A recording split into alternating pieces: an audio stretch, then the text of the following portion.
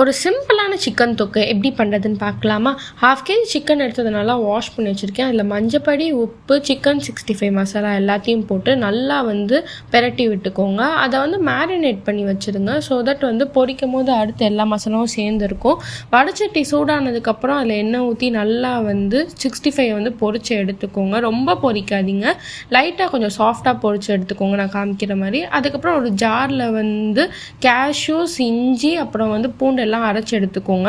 அதே வடச்சட்டியில் இப்போ கருவேப்பிலை, பச்சை மிளகா, வெங்காயம் எல்லாத்தையும் போட்டு நல்லா வறுத்து எடுத்துக்கோங்க. அதுக்கப்புறம் நம்ம அரைச்சி வச்ச இந்த பேஸ்ட் அதை ஆட் பண்ணிவிட்டு நல்லா பச்சை வாசனை போகிற வரைக்கும் நல்லா வதக்கிக்கோங்க. அப்புறம் தக்காளி ஆட் பண்ணிக்கோங்க. அதையும் நல்லா வதக்குனதுக்கப்புறம் பார்த்திங்கன்னா நல்லா எண்ணெய் பிரிஞ்சு வந்துடும். இந்த ஸ்க்ரீனில் காமிக்கிற மாதிரி வந்துடும். அதுக்கப்புறம் உப்பு, மிளகா பொடி, அதுக்கப்புறம் ஹோம்மேட் மசாலா கொஞ்சம் சேர்த்துக்கோங்க. சேர்த்துட்டு அது நல்லா வதக்கிக்கணும்.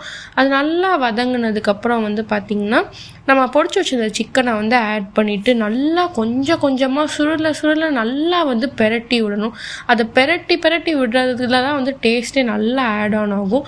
நல்லா பெரட்டி விட்டிங்கன்னா கொஞ்சம் நேரம் அப்புறம் இப்படி சூப்பரான தொக்கா ரெடி ஆயிடும். அது மேலே கொத்தமல்லி தூவி சூடான சாதத்தோடு சர்வ் பண்ணிங்கன்னா சூப்பராக இருக்கும்.